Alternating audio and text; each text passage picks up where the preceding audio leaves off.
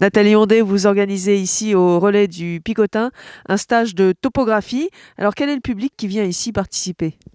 Donc le public qui participe à ce genre de stage, c'est un public à peu près de toutes les tranches d'âge, donc de 13 ans à peu près une cinquantaine d'années.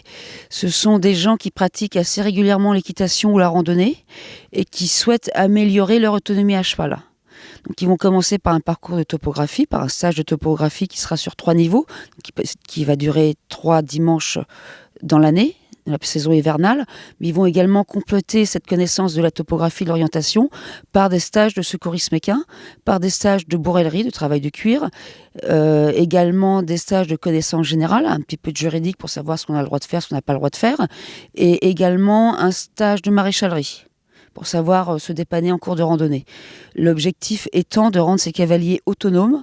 Peut-être qu'un jour ou l'autre, ils vont réaliser leur rêve, s'acheter leur cheval et pouvoir partir en voyage, en autonomie. Non, la topographie, à partir du moment où c'est pris comme un jeu, tout est facile. Il faut juste déclencher chez eux leur moyen de développer leur sens de l'orientation. J'ai eu une cavalière qui me disait, mais avec un plan de Paris, j'y arrive pas. Elle a fini par y arriver. Là, dans les cavaliers que nous avons, on a un cavalier qui a quelques petites difficultés. Maintenant, il manie la boussole et la carte sans aucun problème. On a pris plus de temps que les autres, mais il y arrive très très bien. Et c'est quelqu'un qui part maintenant, qui a son cheval à la maison, qui part régulièrement avec sa carte et sa boussole seule, et qui est toujours rentré dans les temps et sans aucun problème. Autre particularité justement pour ces gens qui sont complètement imperméables à la topographie, on ne va pas hésiter à sectionner le cours. C'est-à-dire qu'au lieu de faire un cours global d'une journée très complet, on va prendre le temps de sectionner ce cours en 3 sessions, donc en 3 jours différents, pour avoir une progression régulière et beaucoup plus abordable pour tout le monde.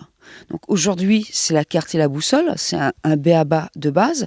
Le prochain cours, on va attaquer tout ce qui est azimut et distance.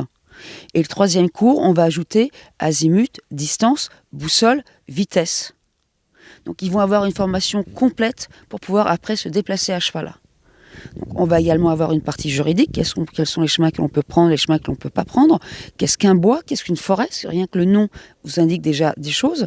Et on va également avoir une partie sur le savoir circuler à cheval et l'éducation du cavalier en extérieur.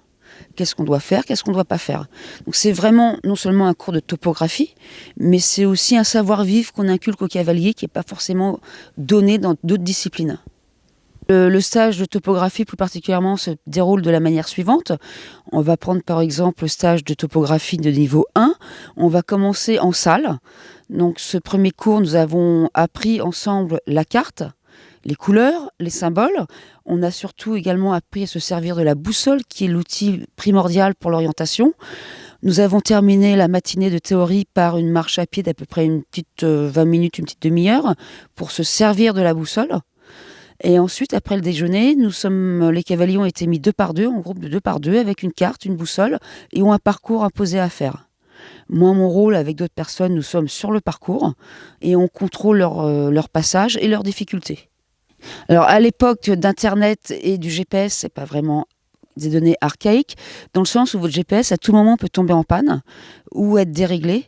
Et le seul outil qui va leur permettre vraiment de se sortir d'une galère d'orientation, ce sera la boussole. Il ne faut jamais oublier qu'une boussole, ça fonctionne tout seul, il n'y a pas de pile, il n'y a pas de batterie. Donc ils sont complètement autonomes. Alors la répartition du public, j'ai beaucoup d'amateurs, de gens qui pratiquent l'équitation régulièrement. C'est-à-dire que j'ai beaucoup de cavaliers de club qui en ont un petit peu assez du club, qui veulent sortir, mais qui se sentent désarmés par rapport à leur connaissance et leur expérience équestre.